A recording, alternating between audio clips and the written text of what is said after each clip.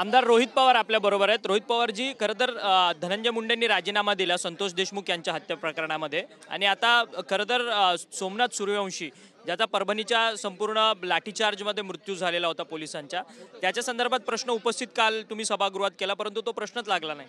तर तो प्रश्न लागला नाही। खरं तर सरकारमधल्याच काही आमदारांनी काही लोकांना पुढे करून एक वादग्रस्त स्टेटमेंट तिथं परवा केलं होतं, हे आपल्या सगळ्यांना माहिती आहे आणि त्याच्यामुळे गोंधळ घातला गेला। हे महत्त्वाचे जे विषय होते जे आम्ही मांडले होते, आता मी तो प्रश्न स्वतः मांडला होता आणि आव्हाड साहेबांनी त्याला पाठिंबा दिला होता। त्या प्रश्नाला तो सूर्यवंशींचा प्रश्न होता की त्याला न्याय त्या ठिकाणी मिळाला पाहिजे, त्या परिवाराला न्याय मिळाला पाहिजे आणि त्याच्यामध्ये काही गोष्टी मान्य केल्यात सरकारने, पण त्याच्यावर दुर्दैवाने चर्चा नाही झाली। पण याच्यापुढे नक्कीच आम्ही सर्वजण सूर्यवंशी परिवार आणि सगळेच ज्यांच्यावर अन्याय झाला त्यांच्या वतीने त्या ठिकाणी आम्ही लढत राहणार आहोत। खरं तर धनंजय मुंडेंचा राजीनामा झाला, परंतु आता अनेक बातम्या समोर येताना पाहायला मिळतात। धनंजय मुंडे पूर्वीपासून राजीनामा देत नव्हते, मुख्यमंत्र्यांनी त्यांच्यावरती दबाव आणला अशी बातमी समोर येते। मग मुख्यमंत्री 3 महिने काही भजी खात होते का, भजी तळत होते का?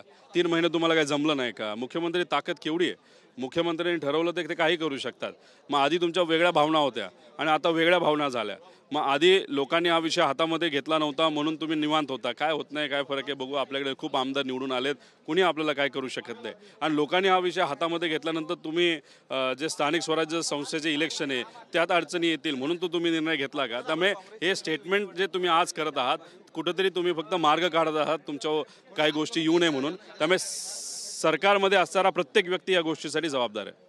खरं तर सातत्याने भ्रष्टाचाराचे आरोप या सरकारवरती होतात। माणिकराव कोकाटे यांना देखील आतापर्यंत त्यांच्या शिक्षेला स्टे भेटलेला नाही, स्टे भेटला नाही तरी त्यांच्यावर कुठं कारवाई झाली नाही। याच्यावरच या सरकारची विचारसरणी आपल्याला कळते।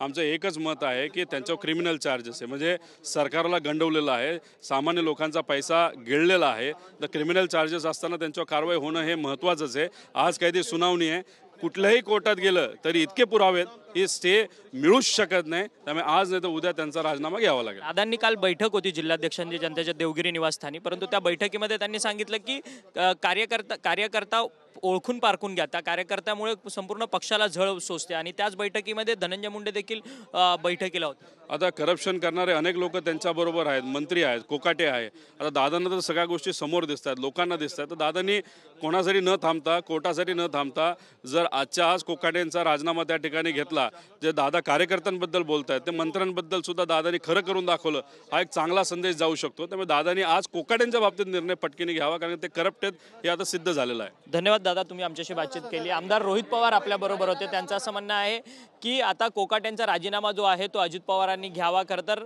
त्यांच्या शिक्षेला कोणतीच स्थगिती नसताना तरी देखील ते मंत्री म्हणून या विधिमंडळामध्ये येतात, त्यामुळे कार्यकर्त्यांना दोष न देता अजित पवारांनी स्वतःच्या सोबत असलेल्या मंत्र्यांवर मंत्र्यांचा देखील राजीनामा घ्यावा अशी मागणी जी आहे ती रोहित पवार यांच्याकडनं करण्यात येत आहे। व्हिडिओ जर्नलिस्ट सिद्धेश नाईकसह अक्षय मंगणी, TV9 मराठी, मुंबई।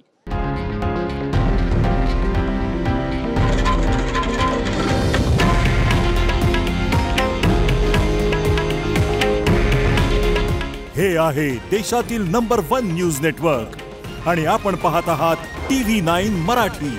काळजी तुमची, हित महाराष्ट्राचं।